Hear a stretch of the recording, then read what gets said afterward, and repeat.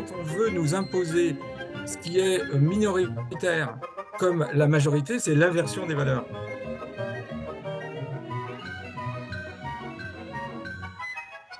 Bienvenue Philippe Bobola dans cette nouvelle chronique proposée par Citizen Light où les invités vont pouvoir donner tour à tour leur point de vue en partant peut-être d'une actualité et en zoomant aussi pour nous donner un petit peu votre vision sur le monde de demain. Alors je rappelle que vous êtes anthropologue, physicien, biologiste. Comment allez-vous déjà? Ben, je vais bien, bonjour Pierre, ça va bien. Quelle est votre vision du monde? Quel est votre point de vue sur le monde d'aujourd'hui et peut-être sur le monde de demain pour garder une note optimiste, on va dire? Oui, ben, il faut toujours rester optimiste. De toute façon, je suis possibiliste, je suis ni optimiste ni négatif, je suis possibiliste, je pense que tout est à l'état potentiel et tout dépend de nous. Donc voilà, il n'y a pas une situation qui est figée, irréversible, comme une fatalité. Bah, ce que je constate, oui, effectivement, le plan du Covid est mis un peu de côté. Maintenant, on revient sur le réchauffement climatique. On voit bien que le réchauffement climatique va ponctuer la vie des Européens, puisqu'on est en Europe et d'autres pays. Alors, évidemment, ce que je vais dire est une potentialité, hein. Ça ne veut pas dire qu'ils vont y arriver, puisque ça devient de plus en plus absurde.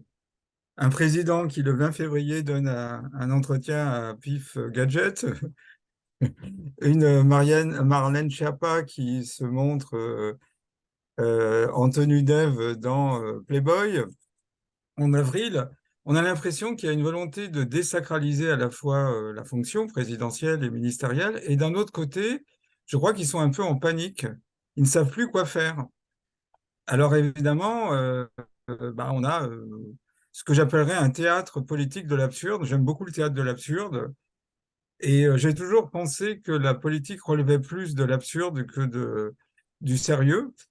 Et je ramène nos auditeurs à relire La cantatrice chauve, Les chaises de Ionesco ou les pièces de Beckett ou Arthur Adamoff, qui ont tout à fait montré le côté absurde. Alors, effectivement, il me semble qu'il y a trois plans qui avancent en même temps, avec parfois une mise en retrait d'un des plans. Bon, il y avait le plan du Covid, mais on voit bien que ça n'a pas fonctionné. De plus en plus, on voit l'arrière du décor, si je puis dire, avec Ursula von der Leyen. On est dans un univers très totémique, surnommé la hyène, qui refuse de montrer ses SMS, et puis on voit bien toutes les magouilles qu'il y a eu derrière.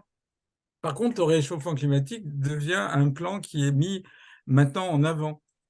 Alors, il y a toujours eu une fluctuation au niveau de la température. Une petite anecdote, au tout début de ma carrière, on m'avait demandé, c'était la ville de Cergy-Pontoise, de faire une modélisation sur les problèmes de la ville en termes d'environnement, quoi. Et puis, à l'époque, il y avait un ministre dont je tairai le nom, qui était maire de la ville. Et arrive le jour J, j'étais tout jeune, où je dois présenter mon modèle. Donc, j'arrive timidement avec mon modèle mathématique. Et puis, au bout de 20 minutes d'exposé, le maire se lève et dit arrêtez-vous, jeune homme, ça va pas. Alors je lui dis pourquoi il y a une erreur scientifique. Non, non, mais pour nous, c'est trop compliqué votre modèle. Ce qui est vendable politiquement, c'est un modèle à un paramètre. D'accord. Donc vendre un modèle à un paramètre, c'est vendable parce que ça va percuter l'esprit. On voit bien que comment dirais-je, les idéologies totalitaires ont compris qu'avec un seul paramètre, en le martelant, bah, on arrive à nos fins. Bah, pendant l'Allemagne nazie, le problème de l'Allemagne, c'était les Juifs. Et puis, sous l'ère de l'ex-URSS, c'était le non-communiste ou le capitaliste. Et puis, on pourrait multiplier les exemples. Maintenant, c'est le gaz carbonique.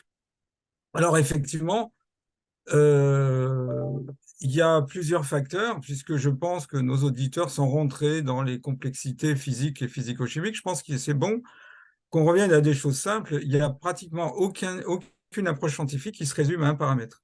Surtout pas en écologie où ce sont une succession d'écosystèmes qui fonctionnent en synergie. Donc évidemment, bah, le soleil, on ne peut pas le négliger. On ne peut pas négliger la couverture nuageuse, les océans. Il n'y a pas que la part de l'homme, ce qu'on appelle comment dirais-je, la pollution anthropogénique. Donc elle est minime. Alors même si elle est présente, elle n'est pas la plus importante. Et c'est un bruit de fond dans tout ce qui peut se mettre en place. Donc, je pense qu'ils ont trouvé le paramètre clé, parce que la vie dépend du gaz carbonique, puisque nous sommes faits de carbone, d'hydrogène, d'oxygène et d'azote, c'est ce que nous disent les chimistes organiciens. Donc, nous sommes des carbonés. Donc, si on porte l'estocade, si je puis dire, sur le carbone, bah, c'est toute la vie qui est touchée. Donc, on voit bien que dans l'agenda 2030, on va augmenter le prix des unités carbone à des prix hallucinants pour territorialiser les gens. Donc, le chiffre project nous annonce qu'on pourra prendre l'avion une fois dans sa vie, puis après, ils ont rectifié tous les 10 ans. On ne sait pas si c'est un aller-retour ou un aller. Ce sera un peu embêtant, parce qu'on aurait pris un aller, on ne pourrait pas revenir chez nous. C'est assez habile pour amener une déstructuration de la société, de l'économie. Alors, Mhm. il y a un autre plan qui avance. Je dirais même, j'ai dit trois, j'en ajouterai un quatrième. C'est le mouvement LGBTQ. Alors, les anthropologues s'accordent pour dire qu'il y a plein de paramètres qui peuvent contribuer à l'effondrement d'une civilisation. Ça peut être les dommages environnementaux, des dérégulations climatiques, des voisins belliqueux, une trop grande dépendance, c'est un peu ce qui se passe avec l'Europe envers un partenaire économique clé, ou bien alors des réponses à des problèmes qui sont, comment dirais-je, formatés avec l'esprit du moment de cette civilisation. Alors, si on multiplie les identités, parce que chaque jour on augmente le nombre de cases pour définir un homme ou une femme, on en est à 50, vous voyez bien qu'il n'y a plus de cohérence. Et donc, un des paramètres clés pour qu'une société soit équilibrée, c'est le sens communautaire, l'unité. Donc, quand vous avez 50 divisions, sous-divisions, on voit bien, on avait au départ les vaccinés, les non-vaccinés, les antifas, les pros et les anti-antifas, les Black Lives Matter, on peut ajouter les pro-Macron, les anti-Macron, les euro-optimistes, les euro-sceptiques, plus maintenant le mouvement LGBTQ. Bah, on a un effondrement en multipliant les revendications de chaque catégorie qui valent les autres, mais il n'y a plus de cohésion et de cohérence sociale. Et donc, on voit bien que ça contribue à effondrer une civilisation. On voit bien d'un point de vue anthropologique, on fait exploser toutes les bases anthropologiques. Si on prend une société dite traditionnelle, indépendamment du fait qu'il y a moins de monde, mais il y aura toujours une polarité masculine et une polarité féminine. Il faut que les choses soient bien campées. Vous voyez, je vais prendre ma casquette de physicien, mais quand vous avez une même grandeur à des valeurs différentes, eh ben, il se passe quelque chose. Quand vous avez une charge plus et une charge moins, ben, il y a un champ électrique qui va du plus vers le moins. Quand vous avez du chaud et du froid, vous avez un transfert thermique qui va du chaud vers le froid. Donc, dans les sociétés, il faut que les polarités soient bien campées. Alors, il y a toujours eu de l'homosexualité, voilà, mais ça n'a jamais été majoritaire. Vous voyez ce que je veux dire? Moi, j'ai une tolérance pour l'homosexualité, c'est pas le problème, mais quand on veut nous imposer ce qui est minoritaire comme la majorité, c'est là où effectivement on a une inversion. Et il ne faut pas oublier, c'est un peu la leçon des philosophes qui ont étudié les sociétés totalitaires, c'est l'inversion des valeurs. C'est ce que disait Hannah Arendt, un des points clés d'une société totalitaire, c'est l'inversion des valeurs. Donc là, on est totalement dans l'inversion des valeurs. Il ne s'agit pas de mettre de côté l'homosexualité, il s'agit de la poser à sa juste valeur et non pas en faire le standard. Et c'est exactement ce qui se fait avec une confusion des genres, parce que ce propos peut être pris comme un propos homophobe, ce qui n'est pas du tout le cas. Mais fondamentalement, la nature, elle est basée sur l'hétérosexualité, elle est basée sur l'homosexualité. Alors on pourra toujours argoter que dans la nature, il y a toujours... Oui, certes, mais ce n'est pas la majorité. Et donc on voit bien qu'on fait complètement exploser les standards. Il n'y a plus de valeurs, il y a des valeurs traditionnelles. Donc ça fait partie aussi du plan pour effondrer la civilisation européenne. Et puis après, il y a la crise économique. Mais on voit bien les conséquences. Si effectivement l'unité carbone atteint des valeurs hallucinantes, bah, c'est toute notre économie qui va en payer les conséquences. Sans parler de l'augmentation du fait de la guerre d'Ukraine, de l'eau, du gaz, de l'électricité. Donc on voit bien que la volonté, c'est de faire imploser la société.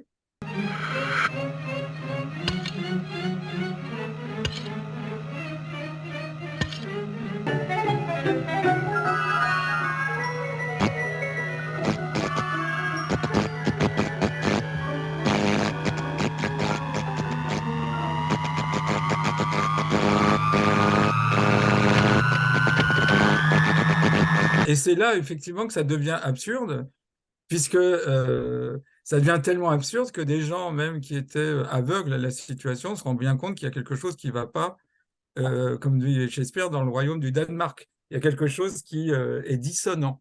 Voilà ce que je dirais. D'accord. Donc pour vous, ce constat qui est réel n'est pas naturel. Vous Ah avez ben employé non, une reprise de plan, donc il y a vraiment une volonté humaine de quoi? Dans quel but? De tout détruire, ben, le but, c'est de faire en sorte qu'il n'y ait plus d'unité, de cohésion dans les différents pays européens, puisque finalement, si on réfléchit, ça avait été déjà dit par Philippe Seguin, c'est pas une façon de l'encenser, mais en Cinquième République, le président de la République est garant de la souveraineté de son État, ce qui n'est pas le cas quand vous rentrez dans l'Europe. Donc, il n'y a plus de souveraineté de l'État. On voit bien d'ailleurs que la notion de frontière, c'est la casquette du biologiste, la vie n'est pas possible s'il n'y a pas une frontière. Alors, on peut appeler ça, si on est physicien, une interface, une membrane, si on est biologique, qui va séparer l'intérieur de l'extérieur. Donc, on a miné la notion de frontière qui est assimilée comme un arc réflexe à la notion d'extrême droite. Je reprendrai la formule du général de Gaulle qui disait le patriote aime son pays, le nationaliste déteste les autres pays.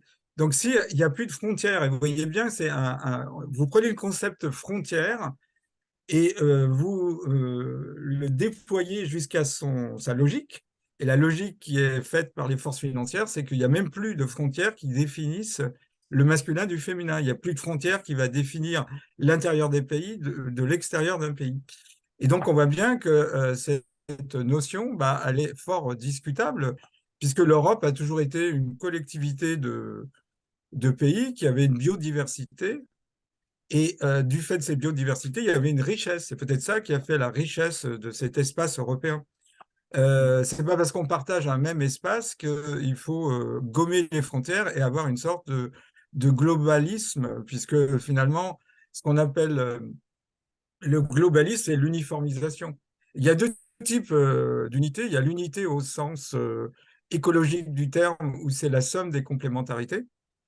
Et puis, vous avez l'uniformisation. On fait du copier-coller, on prend un modèle et puis on le colle partout. Et ça s'appelle de l'uniformisation, ou c'est la philosophie Macintosh ou PC, quoi. Copier-coller. Et donc, c'est complètement différent. Alors, cette idée de l'Europe des États-Unis, elle ne date pas d'aujourd'hui, puisque Victor Hugo avait déjà développé cette notion, et le sage indien Aurobindo lui avait répondu que ça n'avait de sens que si chaque pays gardait sa souveraineté. C'est-à-dire, c'est différent d'avoir des pays qui gardent leur souveraineté et qui interagissent en bonne entente que d'avoir une espèce de fusion-confusion de ces différents pays qui vont former une espèce de pays global avec la logique d'avoir un président. Chaque pays aura un président qui deviendra une sorte de ministre, voire si on est dans un modèle américain, de statut de On a secrétaire l'impression européen. que corrigez-moi hein, si je me trompe, mais on a l'impression que ce gommage des identités dont vous parlez maintenant n'aura été rendu possible que grâce au soutien de scientifiques que l'on retrouve, qu'on retrouve aussi bien dans la gestion de la crise Covid-19 que dans la gestion du réchauffement climatique avec le GIEC. C'est plus de la science, c'est de l'idéologie. Je pense qu'avant, la science apportait une réponse aux politiciens. Mais maintenant, c'est la politique qui dicte à la science sa conduite. Donc, on voit bien que des gens qui avaient une compétence, je pense évidemment à Didier Raoult, Perron, qui étaient des infectiologues qui avaient du métier, sont balayés par des médecins de plateau. Le GIEC, bah, vous avez plein de gens qui sont piégés dans leur spécialité. Vous voyez, il me semble que le GIEC, on pose à un spécialiste qu'est-ce qui se passerait si la température augmentait de 5 degrés. Lui, il va répondre, puis on va demander à un autre qu'est-ce qui se passerait au niveau des océans, etc. Mais on a mis en avant une espèce de consensus qui est loin d'être le cas. Quand on fait des carottes glaciaires, on s'aperçoit que avant que la température, voilà, la température augmente avant que le gaz carbonique se dégage. C'est des travaux qui avaient été faits par Claude Lorius et ça correspond pas du tout à ce qu'on nous dit. Vous voyez ce que je veux dire? Et donc, le consensus, d'ailleurs, la science, quand on est dans une période de consensus, c'est qu'on est dans une forme Hmm. de, d'absence de créativité. Vous voyez, la polémique a toujours été le moteur de l'évolution de la science. Donc, que dire de ces scientifiques? Bah, je les Non, plains non, un mais petit peu. ouais, je pense qu'on n'entend pas la différence parce que le réchauffement climatique ne fait pas l'unanimité. Pourtant, les scientifiques qui émettent des réserves sur ce réchauffement climatique n'ont pas accès aux médias. Il est là le problème. Bah, oui, il y a plein de scientifiques qui se sont regroupés, mais c'est une histoire de médias. Vous voyez ce que je veux dire? Et puis, la caractéristique du monde dans lequel on veut nous faire rentrer, c'est qu'il n'y a plus de réalité. C'était déjà le cas puisque Lionel Solly, qui avait été le conseiller en communication de Sarkozy, disait le plus important, c'est pas la réalité, mais la perception de la réalité. Donc, vous voyez, bon, il y a une biologie masculine et une biologie féminine. Après, on peut être en accord ou pas. Moi, j'ai connu des gens qui avaient une grande souffrance, ils ont changé de sexe, ça s'imposait, mais ce n'est pas un effet de mode. Maintenant, on a l'impression qu'être un homme ou être une femme, c'est une histoire de ressenti personnel. On ne naît pas homme, on ne naît pas femme, on le devient dans son ressenti. Alors, évidemment, ce qui peut arriver sur quelques-uns, on a fait une généralité. Alors, évidemment, tous les scientifiques ne sont pas achetés. Le consensus, il est fort discutable. Et puis, vous voyez bien que c'est pas sérieux parce que on ne peut pas ramener le réchauffement climatique à un seul paramètre sans parler, et les gens pourront le constater, des manipulations possibles du climat. Puisqu'on sait très bien qu'il y a eu une opération qu'on appelle l'opération Popeye pendant la guerre du Vietnam, qui a consisté à envoyer dans l'atmosphère de l'iodure d'argent. Et ces particules d'iodure d'argent ont créé une pluviométrie qui a embourbé l'ennemi euh, localement dans la boue, quoi. Donc, on a une ingénierie climatique assez évoluée, mais même, vous voyez, arriver à avoir une température précise, il y a une diversité de températures sur la planète. Il peut y avoir jusqu'à 100 degrés d'écart entre les températures d'hiver et d'été, entre le jour et la nuit. Il peut y avoir le jour et la nuit 10 euros, entre l'hiver et l'été 20 degrés, et puis entre les pôles nord et le pôle sud, il y a une grande diversité. Donc, comment on fait pour avoir une température globale? Quand on dit que la température est de 15 degrés, c'est une température globale. Donc, il y a toujours eu des fluctuations.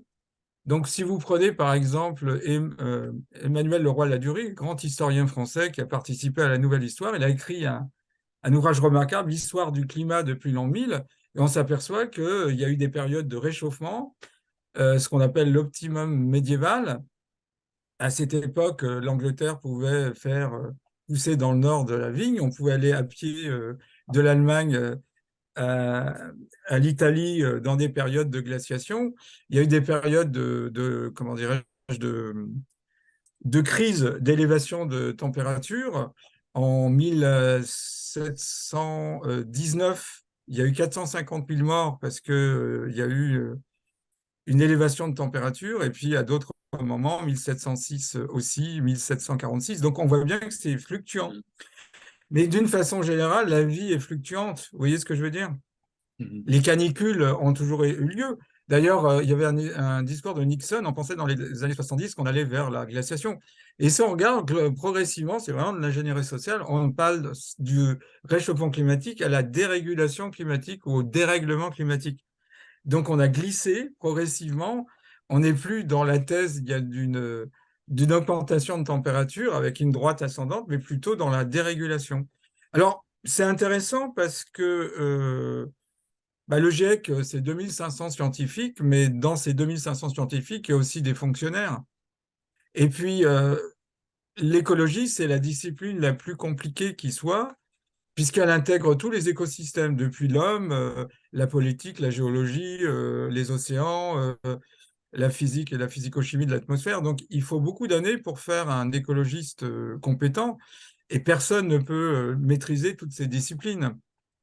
Donc, voilà. Il faut savoir aussi que quand Al Gore a sorti son fameux film Une vérité qui dérange, eh bien, quand le film a été présenté en Angleterre, le juge Burton, qui était juge à la Cour suprême de Londres, a fait condamner le film puisqu'il y avait 12 allégations scientifiques qui n'étaient pas prouvées.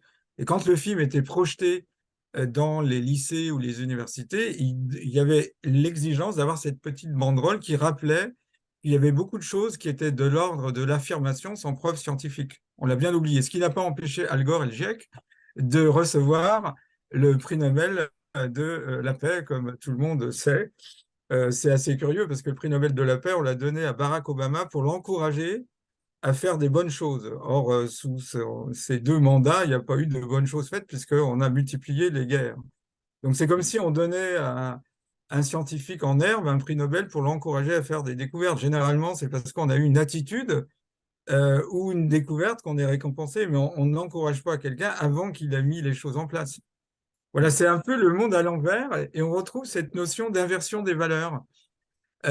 Tout est inversé, c'est-à-dire que si vous partez sur le fait que tout est inversé, bah, la personne compétente, elle est mise de côté, elle est décriée, la personne incompétente, elle est glorifiée. Et c'était prévu d'ailleurs dans le Srimad Bhagavatam, un livre sacré indien, où il disait qu'à la fin des temps, eh bien, les braves seront écartés dans la société et les lâches auront la réputation de bravoure.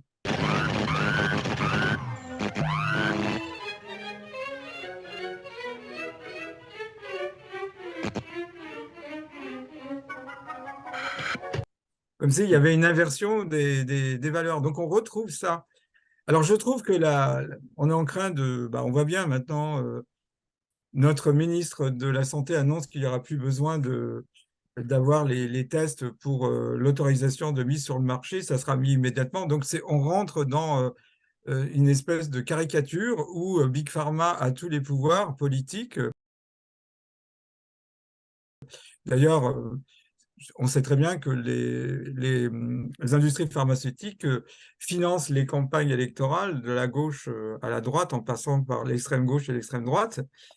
Et ils sont sûrs d'être gagnants, puisque effectivement, comme ils ont payé les campagnes, quand l'élu est en place à l'Élysée, il lui doit un retour sur investissement, si je puis dire. Donc voilà, c'est pas nouveau. On est en corruptocratie et non pas en démocratie. Mais ce qui a sauvé l'ex-URSS, c'est l'humour. Donc j'invite nos auditeurs à avoir de l'humour. D'une part, l'humour, c'est la détente de l'esprit. Et puis deuxièmement, ça permet d'avoir un recul. Ça ne veut pas dire qu'on est aveugle.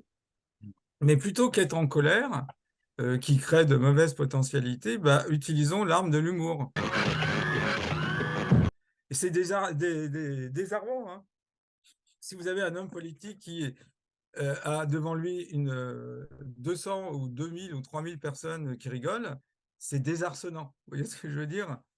D'ailleurs, l'humour a sauvé l'ex-URSS. On racontait que pendant la période de l'ex-URSS, c'était quoi un bon rêve? Il est 3 heures du matin, on frappe à votre porte, vous vous levez tremblant, vous regardez par l'œil et vous voyez 2 gars en imperméable mastic avec un chapeau.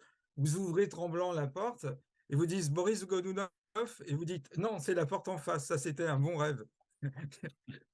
Voilà, et ça a toujours sauvé l'humour, les situations les plus désespérées. Donc, Tristan Werner a eu ce joli mot quand la Gestapo est venue l'arrêter. Il a dit avant on vivait dans la peur, maintenant on vivra dans l'espoir. Je crois qu'il y a plein de choses qui sont en train de se passer. Déjà, le fait que les gens deviennent de plus en plus éveillés. Alors, évidemment, il y aura des gens qui auront du mal à s'éveiller. Mais ça, c'est comme ça dépend de l'âge, ça dépend du formatage, ça dépend de tout ça. Mais il y a, j'estime, à peu près à 30%, 30% de complotistes et 40% qui ont besoin de plus de preuves. Mais c'est tellement absurde que cette tranche de 40%, elle est en train d'augmenter et d'être de plus en plus conscient de ce qui se passe. Donc, évidemment, il y a une lutte entre leurs plans qui veulent absolument avancer. On voit bien qu'ils sont dans la turbo politique. Il faut vraiment avancer, avancer, avancer. à vitesse grand pas. Puis d'un autre côté, les révélations qui explosent. On a le rapport Durham qui sort, et puis plein d'autres choses qui sont en train d'être révélées. Alors, ça sera difficile de cacher ces informations, puisque effectivement, on voit bien, Citizen Light en est un exemple, les gens désertent de plus en plus les informations officielles. Un peu comme en ex-URSS, on n'écoutait pas la Pravda, on avait compris que c'était la langue de bois, donc il y avait tout un système souterrain qui se mettait en place. Et donc, d'ailleurs, on pourrait dire que c'est la remise en cause totale même des formations classiques, celles que j'ai suivies, puisque par exemple, moi, parmi mon réseau, j'ai des gens qui ont fait des longues études, comme on dit, avec agrégation, qui ont des postes universitaires importants, mais ils n'ont pas cette vision d'ensemble. Et ce que je trouve chez les autodidactes, c'est cette vision d'ensemble. On appelle ça la cyberlittératie. C'est-à-dire des gens qui n'ont pas été formés dans un cadre classique, mais qui se sont formés au gré de leur passion, qui ont cherché sur Internet ou en lisant des livres, et ils ont relié les choses les unes aux autres, puisque la vie ne réside pas dans les choses en elles-mêmes, mais dans les liens qui les unissent. Vous voyez, un corps, qu'est-ce que c'est? C'est des cellules qui interagissent. La physique ne pourrait pas exister s'il n'y avait pas d'interaction entre les atomes et les molécules. Donc, la société, elle existe parce que les individus interagissent les uns avec les autres.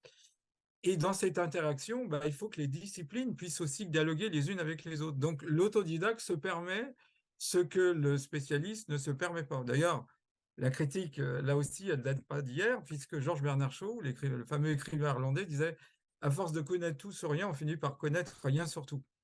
Donc, c'est la fin du spécialiste et c'est le début d'une autre ère pédagogique où les gens vont établir eux-mêmes les liens. Et c'est d'ailleurs très intéressant pédagogiquement. Vous voyez, il y a une école qui s'appelle l'École des loups qui essaie de reprendre l'enseignement des aborigènes australiens. Donc, les enfants, ils ont à la fois une scolarité classique et puis ils ont une scolarité dans les bois. Ils doivent découvrir par eux-mêmes. Le pédagogue, l'encadreur, il n'est pas là pour leur donner la solution, il est là pour leur dire continue, tu es dans la bonne voie. Et donc, c'est vraiment une acquisition entre l'élève et la nature, et non pas une espèce de vision qui est donnée par un enseignant avec un enseignement ex cathedra, comme on disait. C'est complètement différent. Donc, on voit sous nos yeux, on ne s'en rend pas compte, mais que les habitudes changent, les habitudes de s'informer, de plus en plus les gens s'informent. Vous voyez, la note d'espoir, c'est la tante de ma femme qui a 96 ans, qui la dernière fois a fermé le poste de télé, a dit « J'arrête, ils sont vraiment stupides ». Là, j'ai dit, il y a quelque chose qui change au royaume lyonnais, puisque elle, c'est une femme qui a 96 ans, elle a été formée dans une espèce de respect des institutions. Elle se rend bien compte que les institutions, même en fin de vie, c'est plus ce que c'était, quoi. Voilà. Philippe Bobola, je rappelle juste que vous êtes anthropologue, physicien, biologiste. On a bien compris que le monde va à contresens. Qu'est-ce qu'il faudrait pour que le monde aille dans le bon sens? Et donnez-nous un petit peu votre point de vue sur le monde de demain, en quelques minutes. Vous le voyez Je comment, pense ce que monde de demain? déjà, Comment vous le voyez? voilà, le monde de demain, moi, je le verrais plus basé sur le discernement, l'intuition, que sur une avalanche de connaissances. Vous voyez, dans mes casquettes, je suis aussi psychanalyste et je vois bien que la pédagogie qu'on donne aux enfants, elle est appétissante, hein. Je veux dire, moi, à une époque, j'avais des étudiants, bon, étant donné qu'ils avaient grande chance de ne pas trouver un boulot, ils n'étaient pas passionnés par ce qu'ils faisaient. Donc, il faut réenchanter le monde, le repassionner. Il faut aussi que les gens reprennent de l'estime d'eux-mêmes. Et ils ont, moi, je félicite beaucoup d'autodidactes que j'ai pu rencontrer. Et c'est pas péjoratif dans le mot autodidacte parce qu'ils ont fait un boulot remarquable. La plupart des gens, y compris moi-même, on a beaucoup plus appris du fait de cette crise. On a appris plus de choses en politique, en géopolitique, en droit, etc. Donc, c'est quand même très, très positif. Je pense aussi qu'il faut retrouver le lien social. Je pense, c'est un peu mon métier d'anthropologue, que l'être humain est bon. Je ne parle pas des élites corrompues. Moi, en voyageant dans le monde entier, j'ai été invité chez des gens très modestes. L'être humain est bon. C'est pas parce qu'on a une poignée d'individus qui ont été pervertis, qui sont des prédateurs, qu'on doit tirer un trait. Vous voyez, on est arrivé presque, c'est un peu le plan, C'est un livre d'Yves Pacalet, et et l'homme disparaîtra, bon débarras. Vous voyez, on a fait croire aux gens que l'homme est le véritable problème, donc ça justifie une dépopulation, un génocide, donc l'homme est bon. Je veux dire, voilà. Et puis, je pense aussi que les gens doivent reprendre leur destin en main. On n'a jamais été en démocratie. D'ailleurs, quand on regarde historiquement, on était en république, c'est complètement différent. La démocratie à Athènes et à Sparte a duré une toute petite période, mais on a vite basculé sur la res publica, la chose publique. Et on n'a jamais eu une démocratie participative, ce qui est le cas de la démocratie, mais on a eu une démocratie représentative. Et on voit bien qu'avec le temps, bah, quand vous donnez le pouvoir à un petit groupe, une élite, si on les appelle comme ça, bah, ils vont se coopter et ils vont s'arroger des droits. Donc voilà, il faut qu'on reprenne les choses publiques en main et puis retrouver l'émerveillement. Vous voyez, on ne sait pas émerveiller les jeunes générations sur le vivant, les plantes, l'agriculture, l'astrophysique. Il faut que ça fasse partie de nos vies, quoi. Vous voyez, il faut remettre du beau dans la vie quotidienne. J'aime beaucoup le Japon parce que nous, quand on a des beaux objets, on les met au Louvre. Ils sont dans des vitrines.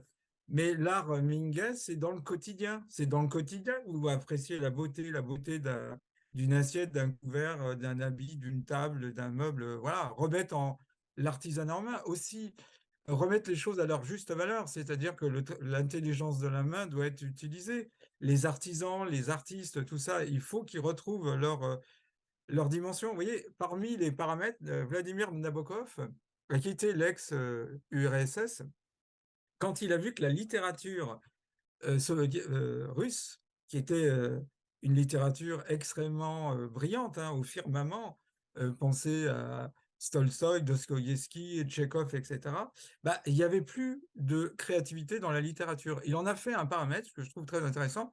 Il dit que le déclin artistique précède le déclin économique, mais le renouveau artistique précède le renouveau économique. Donc il faut que les artistes retrouvent leur fonction, qui est un principe de résistance. C'est dommage qu'ils aient soutenu par leur silence le système, voilà, parce qu'ils ont un rôle à jouer. Ils nous aident à mettre en place un principe de résistance. Donc il faut retrouver cette dimension artistique que nous avons perdue. Et puis retrouver l'humour, parce que si on regarde, au fur et à mesure que les années sont passées, on rigolait plus dans les années 30 que maintenant, quoi. Il faut retrouver le rire, le gai savoir, vous voyez, c'est un peu ça. Alors c'est une période qui est confrontante, mais qui est aussi passionnante, parce qu'on est en train de vivre ce que certains ont rêvé et n'ont pas eu la chance de voir sur leurs yeux, c'est-à-dire l'abandon d'un système qui était un système parasitaire, disons-le, et l'émergence d'une population qui commence à s'affranchir, hein. C'est l'équivalent de Spartacus, hein, avec un affranchissement, mais cette fois-ci, c'est tellement dévié d'un point de vue spirituel que ça ne peut pas fonctionner. Vous voyez ce que je veux dire? À un moment donné, quand les choses ne sont pas justes, ça ne peut pas fonctionner. Et ce que je retiens de l'écologie, c'est que quand, à un moment donné, une dérégulation met en péril les autres écosystèmes, il y a un méta-contrôle qui fait que le paramètre qui peut déréguler les autres écosystèmes est éliminé. Vous voyez, voilà. Donc, je reste, comme je vous ai dit au départ, possibiliste. Je suis ni optimiste ni pessimiste. Je suis possibiliste parce que tout est possible, même l'impossible. Merci de votre Voilà. point de vue. Merci de votre point de vue, Philippe Bobola. Deux mots, vraiment deux mots. Qu'est-ce qui vous plaît le plus chez l'homme? En deux mots. Il reste une minute. Ce qui me plaît le plus, bah, c'est sa capacité à avoir de la compassion. C'est sa curiosité aussi, parce que l'homme est curieux. D'ailleurs, dans la Kabbale, on dit que l'homme a une propriété de cohabilité. Vous voyez, il est devenu un enfant. Je pense aussi sa capacité à rêver. Vous voyez, le plus dramatique dans la vision du Forum économique mondial, c'est qu'on a l'impression qu'on rêve pour nous, quoi. On doit se réapproprier son rêve.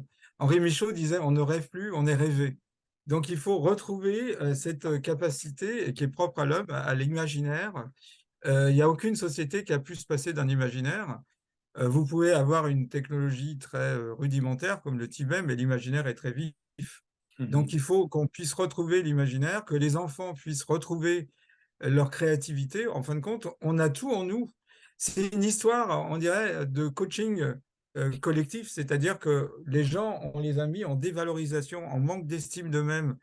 Et donc, c'est maintenant qu'ils doivent retrouver leur estime d'eux-mêmes et Mhm. se rendre compte qu'on peut très bien gérer les choses. Vous voyez, par exemple, pendant la période, il y a des tas de villes, les maires étaient absents et ça a très bien marché parce que ça a été basé sur le volontariat, les gens et ça marchait très bien. Comme à une époque, en Belgique, il y avait des périodes où les politiciens étaient absents et les politiciens ont trop peur qu'on se rende compte qu'ils servent à rien, puisque finalement, ils servent à pas grand-chose, quoi. Si ce n'est à être les VRP des forces financières.